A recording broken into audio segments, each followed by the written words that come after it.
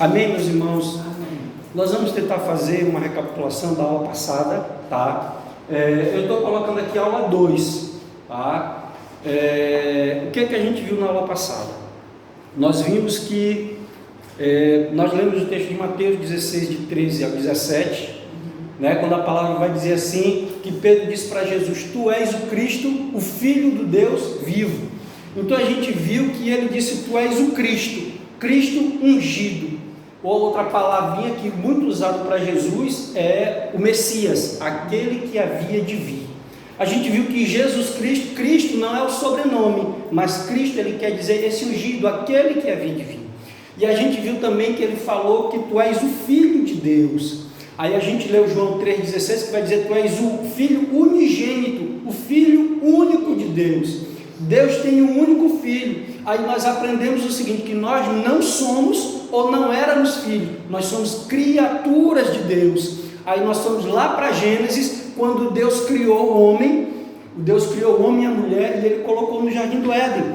E Deus deu uma ordem. Aí nós vimos uma coisa interessante, que Deus ele criou o homem no 6º dia. De todas as coisas que Deus havia criado, a coisa da criação, o ser humano foi a coisa mais importante que Deus criou. Por quê? Porque ele deu uma coisa diferente para o homem que ele não deu para os animais. Ele deu a capacidade do homem se relacionar com Deus.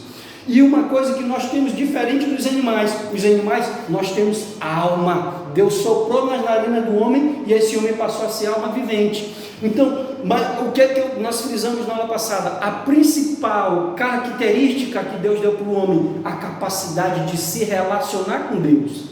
Tudo bem, mas Deus deu uma ordem para esse homem: de toda árvore você pode comer, mas da árvore do conhecimento do bem e do mal você não pode, porque no dia que você comer, você certamente vai morrer. E aí, então, havia uma ordem e havia uma consequência caso essa ordem fosse quebrada. Aí a gente viu em Gênesis 3 que a serpente veio, enganou o homem, enganou a mulher e disse: não, é assim que Deus disse, vocês não devem comer. Não, Deus sabe que no dia que vocês comerem, vocês serão iguais a Deus. E a árvore era boa, vendo que o fruto, né, era bom para se comer, agradável aos olhos, e ela comeu e deu para o seu marido e ele comeu. A partir daquele momento, o homem sentiu vergonha, o homem sentiu medo de Deus e ele se escondeu. O pecado, ele causa isso em nós. O pecado, ele causa vergonha, o pecado, ele causa medo. E Deus procurou o homem e ele disse: eu tive medo e me escondi. E Deus disse: quem te fez saber que tu teve medo? Acaso tu comeste da árvore que eu te disse? E aí Deus, ele amaldiçoou a serpente, amaldiçoou a terra e expulsou o homem. Mas uma coisa que nós não falamos na aula passada é que Gênesis capítulo 3, versículo 15 é a primeira promessa messiânica. Deus disse assim: olha, da semente da mulher vai nascer um que vai esmagar a cabeça da serpente. Apesar do homem ter pecado contra Deus, ele disse assim: olha, a primeira promessa messiânica. Então, a partir dali de Gênesis, Deus começou a história com o ser humano e Deus sempre foi anunciando que viria um paz. Pode entrar, meus irmãos. Deus sempre, os irmãos podem sentar. Paz, irmão jovem, pode pegar uma cadeira aí, por favor. Bom dia, fique à vontade. Pode pegar cadeiras aqui.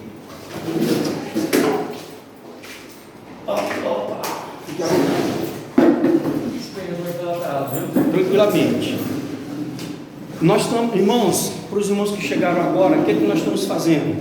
Nós estamos fazendo uma recapitulação da aula passada. Então nós estamos aqui a La Schumacher, nós ainda não chegamos aqui, tá bom? Nós estamos fazendo uma recapitulação para os irmãos, não sabia que os irmãos iam chegar, mas chegaram, glória a Deus por isso. Então, Deus prometeu que da semente da mulher viria um que esmagaria a cabeça da serpente. Então, essa promessa, quando Deus começou a história com a humanidade, ele sempre vai lembrando para o povo de Israel: vai nascer um. Aí os profetas: vai nascer o Salvador prometido. Então, lá naquele texto de Pedro, quando Pedro diz: tu és o Cristo, eles estavam esperando o Salvador. Tudo bem? Nós vimos isso.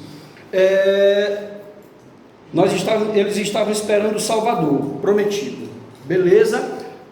Aí nós vimos também que o fato, quando o homem pecou lá no Jardim do Éden, Deus disse lá, 12:15, se você pecar, você certamente vai morrer.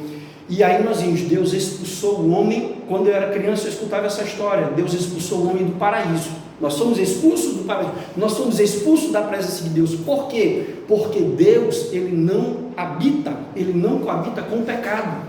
Então o homem estava impuro, o homem estava impossibilitado de se chegar à presença de Deus. Então Deus expulsou o homem da presença dele. A partir daquele momento, houve o que Deus disse para Adão, certamente morrerás. Houve o que nós chamamos de morte espiritual. Porque nós perdemos o contato, nós perdemos a comunhão, nós perdemos a capacidade de nos relacionarmos com Deus. Ele foi expulso da presença de Deus, nós perdemos o acesso. E a partir daquele momento, começou o processo, Adão começou o processo que todos nós nascemos, crescemos, reproduzimos, e um dia nós vamos morrer. Eu aprendi isso quando era criança. Os seres vivos nascem, crescem, reproduzem e morrem. Adão começou nesse processo e chegou para ele um dia a morte física, assim como a morte vai chegar para todos nós. Mas nós aprendemos na aula passada que a principal, consequência do ser humano ter pecado foi a morte espiritual, foi a separação de Deus. Tudo bem? Nós vimos isso.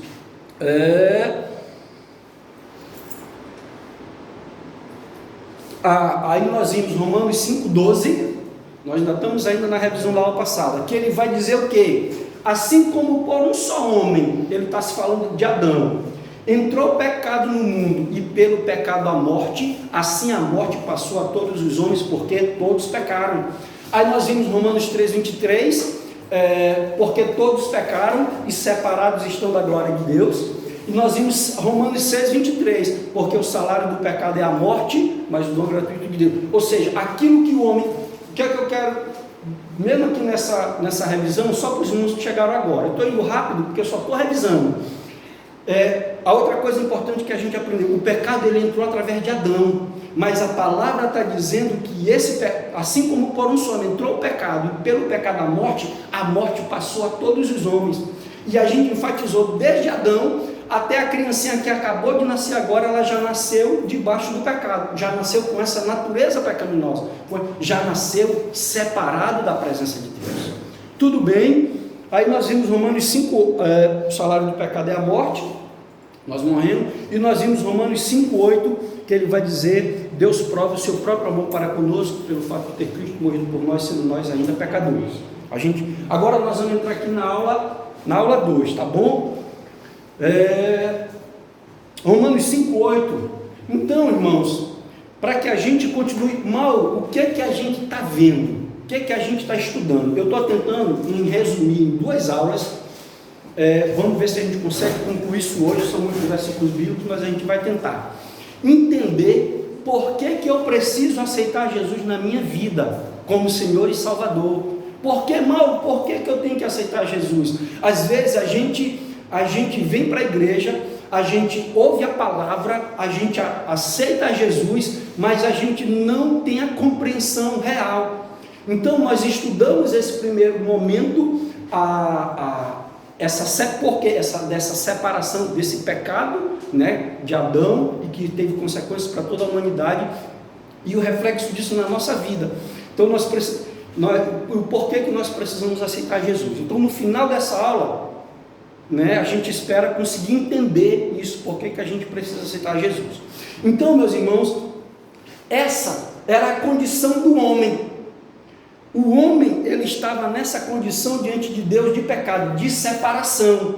Mas uma coisa que nós observamos é que lá desde Gênesis 3,15, quando Deus deu a promessa do Messias, a gente vê que Deus ele não desistiu do ser humano, Deus ele não desistiu da sua criatura, Deus ele não desistiu daquilo que ele havia criado. Então Deus sempre procurou. E apesar de nós estarmos nessa condição, olha o que diz aí no texto de Romanos 5,8.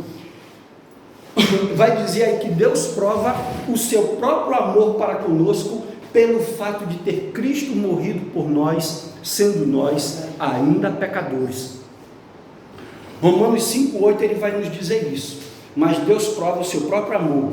Apesar de nós estarmos nessa situação, apesar de nós estarmos afastados de Deus, e cada um de nós aqui temos uma história de vida, mas você sabe, a minha história particular, eu não queria nada com Deus, eu achava que Deus estava lá no céu e eu estava aqui.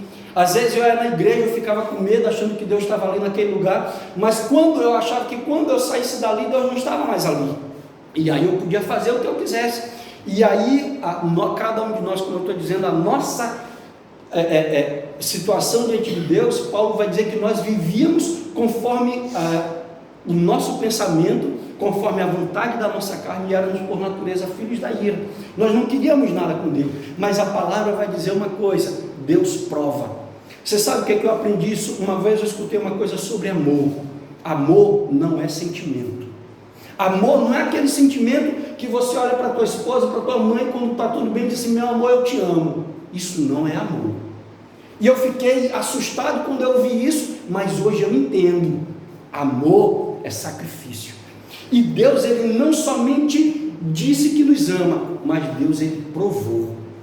Mesmo o Mauro César não merecendo, Ele deu o próprio filho dele para morrer na cruz no meu lugar. É isso que nos diz Romanos 5:8. Tudo bem? Eu vou pedir que você abra em Romanos 3, de 9 a 18. Ele é um texto um pouco longo, Romanos 3, de 9 a 18, mas eu só vou ler esse texto, tá certo? Mas ele é um texto interessante. Olha só o que diz a palavra, Romanos 3, de 9 a 18.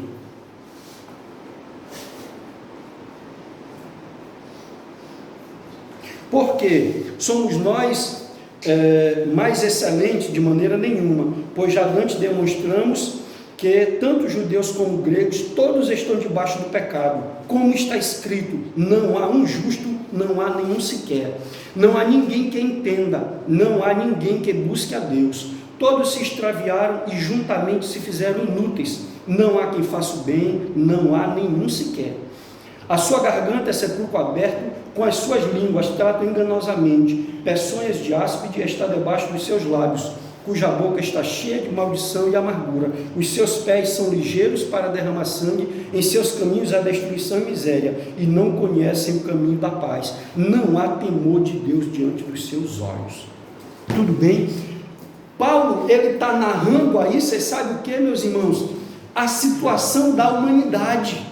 Não há ninguém, não há nenhum sequer, não há quem busque a Deus, todos se extraviaram, não há temor de Deus diante deles.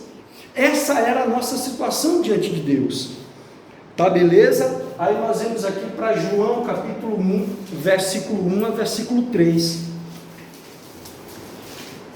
Um versículo muito conhecido, João capítulo 1, versículo 1 até o versículo 3. Tudo bem? João, ele vai dizer assim: olha, no princípio era o verbo, e o verbo estava com Deus, e o verbo era Deus, né? Todas as coisas foram feitas por ele, nada sem ele se fez.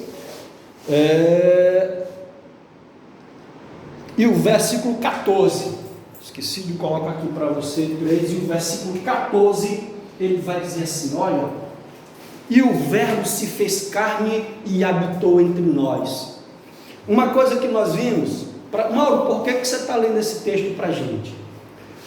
Olha só, o que nós vimos na aula passada? Quem pecou foi Adão. Adão era um homem.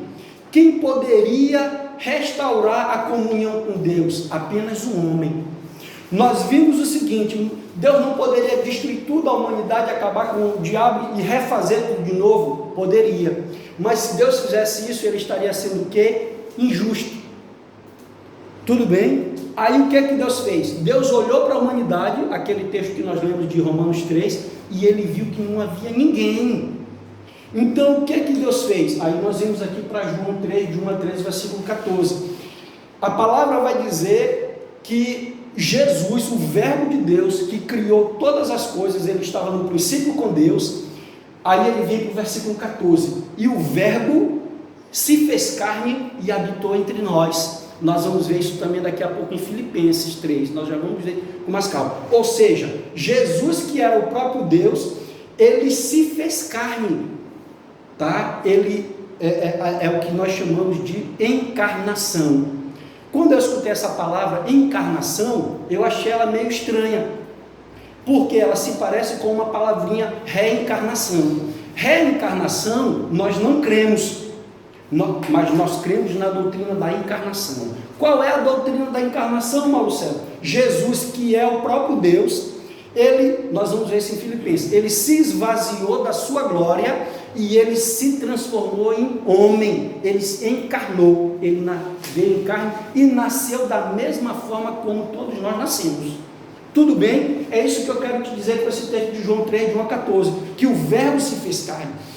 Mauro, por que o verbo se fez carne?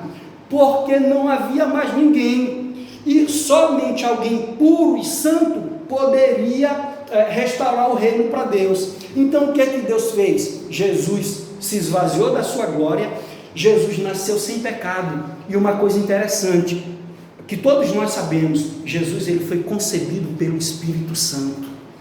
Deus usou apenas a mulher para que através do ventre dela Jesus pudesse nascer. Mas eu te diria o seguinte, que Jesus, ele não herdou a semente do pecado de Adão. Por quê? Porque ele não foi gerado por um homem, ele foi gerado pelo Espírito Santo. Então ele não tinha em si a semente do pecado, a natureza pecaminosa que nós temos.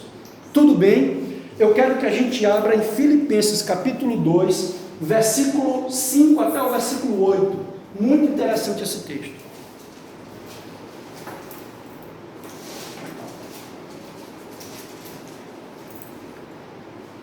2 de 5 a 8, ele vai dizer mais ou menos assim, Samara, você abriu aí, pode ler para a gente, por favor, em voz alta? Tende vós o mesmo sentimento que houve também em Cristo Jesus, pois ele subsistindo em forma de Deus, não julgou como usurpação o ser igual a Deus, antes a si mesmo se esvaziou, assumindo a forma de servo, tornando-se em semelhança de homens, e reconhecido em figura humana. A si mesmo se humilhou, tornando-se obediente até a morte e morte de cruz. Porque também Deus o exaltou sobremaneira, e lhe deu o nome que está acima de todo nome, para que o nome de Jesus se dobre todo o joelho nos céus e na terra, e debaixo da terra, e toda a língua confesse que Jesus Cristo é o Senhor, para a glória de Deus. Tudo bem. Esse texto, ele é um texto muito lindo, muito rico. Mas o que eu quero que a gente aprenda desse texto para esse momento? É que ele vai dizer, ele sendo em forma de Deus, ele não julgou como usurpação ser igual a Deus. Antes, a si mesmo, ele se esvaziou, assumindo a forma de servo e reconhecido em figura humana. O que Filipenses está dizendo para nós? A mesma coisa que João 1,14, que o verbo se fez carne. Irmãos, essa doutrina da encarnação de Jesus era tão importante, que João, lá nas cartas de João, ele vai dizer assim, olha, todo aquele que confessa que Jesus veio em carne é nascido, é de Deus. Todo espírito que confessa que Jesus veio em carne é de Deus. Então, aí Jesus se esvaziou da sua glória e assumiu a forma de servo e reconhecido em figura humana, nasceu da mulher. E você sabe quais são as provas de que Jesus era homem? Quando Jesus estava lá na João 4, com a mulher samaritana, era por volta de meio-dia, ele estava cansado da viagem. Um anjo, um ser superior, ele não fica cansado, mas o homem fica cansado depois de ele andar várias horas. Jesus estava com sede, ele chegou para a mulher e disse, dá-me de beber. E Jesus estava com fome, os discípulos tinham ido na cidade comprar comida. Jesus provavelmente fazia todas as coisas que nós fazemos, ia ao banheiro, fazia suas necessidades. Jesus, ele era homem. Jesus chorou quando Lázaro morreu. Lembra lá, João capítulo 11, salvo engano, Jesus chorou, ou seja, Jesus sentiu dor quando o soldado estava batendo nele. Jesus sentiu dor quando o soldado quando ele estava carregando a cruz. Então Jesus, ele era um homem igual a mim, igual a você. Tudo bem? Aí nós vamos ver que a única diferença entre nós e Jesus é que ele não tinha pecado. Ok, tudo bem. Aí 19 a 18 nós já vamos. Tudo bem, Filipenses 2. Ok. Em Filipenses capítulo 2, no versículo 8, ele diz uma coisinha para nós aí importantíssima. Nós aprendemos nesse versículo que Jesus, ele abandonou a sua glória, se esvaziou e assumiu a forma de servo. Mas ele diz uma coisa interessante bem aí: ele foi obediente até a morte e morte de cruz. Você sabe qual foi o problema de Adão lá com Deus? Para quem participou da aula passada, Gênesis 2,15, Deus ele deu uma ordem e Adão desobedeceu essa ordem. E depois que Adão desobedeceu essa ordem, a morte entrou, o pecado entrou e nós fomos separados de Deus. E Jesus nasceu sem pecado, e Filipenses ele diz uma coisa: ele obedeceu.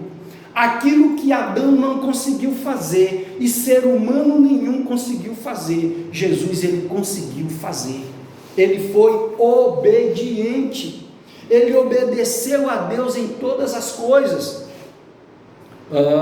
obediente até a morte e morte de cruz. Então ele vai dizer isso para a gente no versículo 8, em 1 Pedro 2,22, 1 Pedro 2,22, ele vai dizer para nós a mesma coisa que ele está dizendo em Filipenses 2, que ele não cometeu pecado nenhum. 1 Pedro 2,2. Alguém lê para a gente, por gentileza? O qual não cometeu pecado, nem dolo algum se achou em sua boca. 1 Pedro 2,22. Olha só o que Pedro está dizendo: que ele não cometeu pecado e nem dolo algum se achou em sua boca. Irmãos, eu não sei se você sabe, ao longo da história da humanidade, nós temos visto várias pessoas falarem várias coisas sobre Jesus. Existe até um filme onde os caras colocam Jesus como homossexual.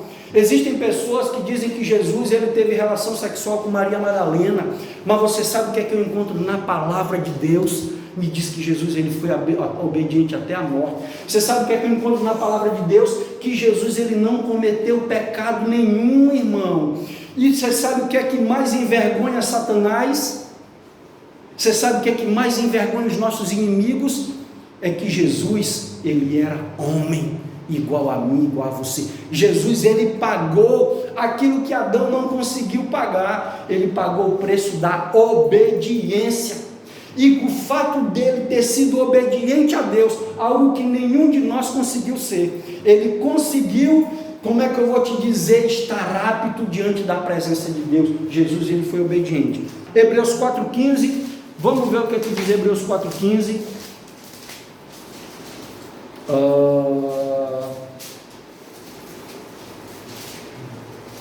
Amém. Vai dizer a mesma coisa para nós de Pedro. O que é que diz em Hebreus 4,15? Alguém lê para a gente, por favor. Porque não temos um sacerdote que não possa compadecer-se das nossas fraquezas. Antes, foi ele tentado em todas as coisas, à nossa semelhança, mas sem pecado. Ele foi tentado em todas as coisas, à nossa semelhança. Mas ele chega a uma conclusão bem no final, mas ele não pecou. Você sabe quem está falando aqui? Pedro. Você sabe quem está falando aqui? Paulo. Eles estão dizendo a mesma coisa para nós, que Jesus ele foi tentado em todas as coisas, mas sem pecado. Eu vou pedir uma coisa, que a Samara ela vai observando, quando eu pedir para ler, ela já lê, porque a gente ganha tempo. Tudo bem? O próximo é Hebreus 9:22. Então Hebreus 4:15, ele está dizendo o que para mim? Que Jesus não pecou em momento nenhum. Tudo bem? Está dando para entender isso para os irmãos? Amém? Beleza. O que é que diz em Hebreus 9:22, Samara, por favor? Foi feito quase todas as coisas, segundo a lei, se purificam com sangue, e sem derramamento de sangue não há remissão. Não há remissão. Beleza. Olha só uma coisa bem aqui. Olha uma coisa interessante. Beleza? Qual foi o problema? Interessante isso. Adão pecou. Deus, ele havia dito para Adão assim: olha, dominai sobre os peixes do mar, sobre as aves do céu, dominai sobre o mundo. O domínio que Deus deu para Adão no mundo, Deus deu nas mãos de Adão. Quando Adão pecou, a desobediência, ele entregou esse domínio nas mãos de Satanás. Você sabe onde é que está esse texto?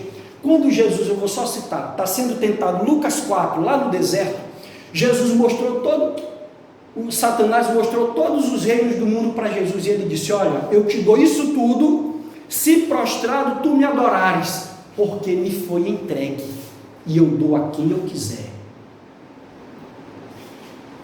Foi quando ele diz assim: eu te dou todos, eu te dou o controle, eu te dou tudo isso aqui porque me foi entregue. Você sabe quem entregou isso nas mãos de Satanás? Adão. Na hora que ele pecou contra Deus, ele perdeu a autoridade que Deus tinha dado para ele no jardim do Éden.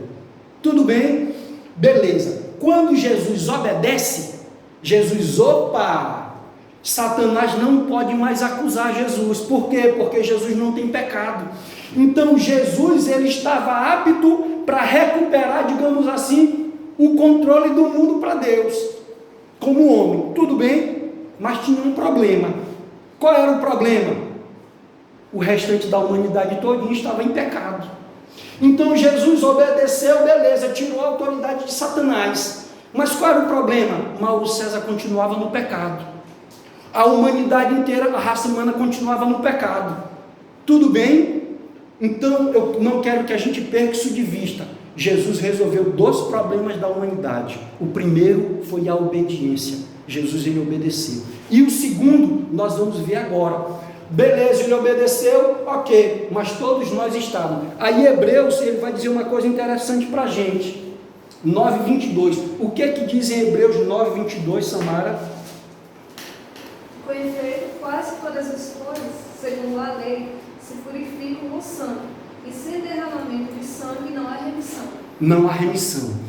Todas as coisas, segundo a lei, se purifica com sangue, e sem derramamento de sangue não há remissão. Tem outras traduções que vai dizer não há remissão de pecado. Ou seja, um sangue, ele precisava ser derramado para que a raça humana pudesse ser purificada dos seus pecados. Tudo bem? Beleza? Nós vamos ver João 1:29, como é que diz João 1:29? No dia seguinte, viu João a Jesus, que vinha para ele, e disse: Eis o Cordeiro de Deus que tira o pecado do mundo. Ok. João 29, ele é um texto bem conhecido, né? João Batista, ele está falando aí de João Batista, olhou para Jesus e disse: olha, esse é o Cordeiro de Deus que tira o pecado do mundo.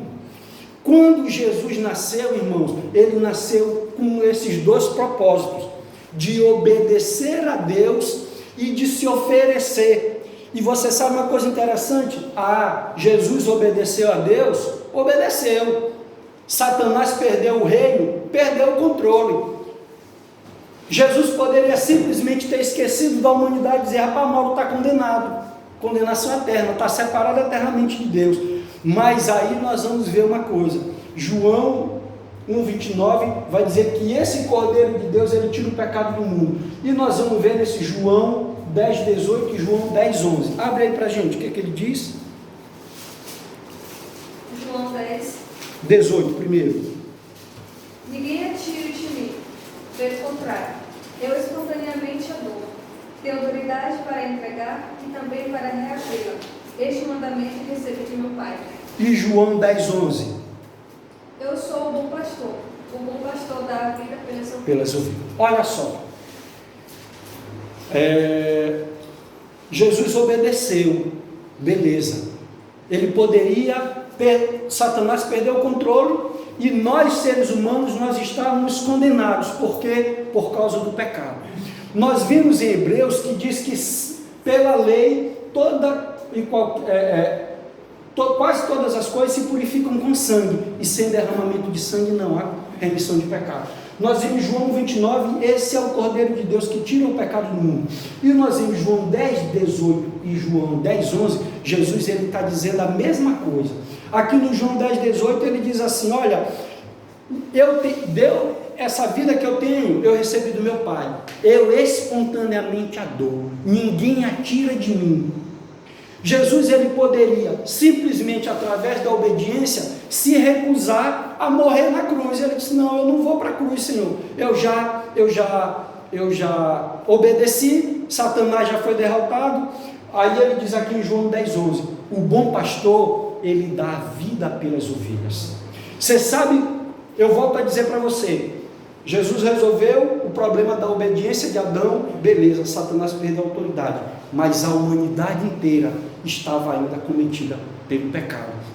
Então o que Jesus fez?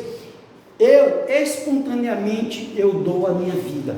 O fato de Jesus ter obedecido a Deus, como é que eu vou te dizer, habilitou, como é que eu vou dizer uma outra palavra, condicionou, não vou dizer nem condicionou, ele estava preparado, ele estava apto para oferecer um sacrifício pela humanidade.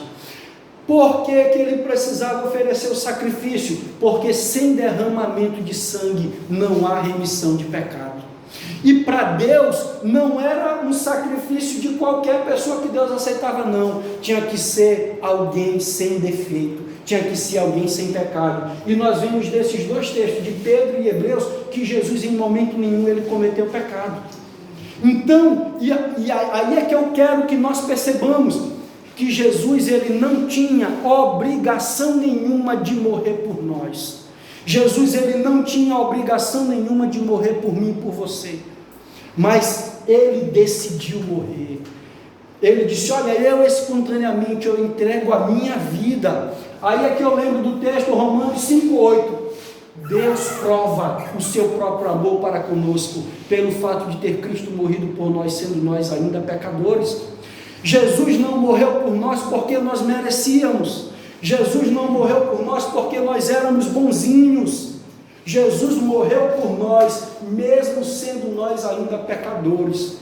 Ele nos ama. Aí João 3,16, que é o versículo mais importante da palavra de Deus para nós cristãos. Porque Deus amou ao mundo de tal maneira que ele deu o seu Filho único, para que todo aquele que nele crê não pereça, mas tenha a vida eterna. Irmãos, às vezes é difícil para nós imaginarmos isso, mas se você tiver um filho, você não tem coragem de dar o teu filho para morrer por uma pessoa. Eu não tenho coragem, irmão, mas a palavra vai dizer que Deus nos amou de tal maneira que ele deu o próprio Filho. E você sabe o que ele diz aqui no versículo anterior? Pode ser que por alguém bom, alguém se anime a morrer. Rapaz, é justo, ele merece que tu morra por ele. Mas ele diz, mas Deus prova o seu próprio amor para conosco, sendo nós ainda pecadores. Mesmo nós não querendo nada com Deus, Jesus nos amou. E eu quero que você nunca se esqueça disso, irmão. Guarde isso.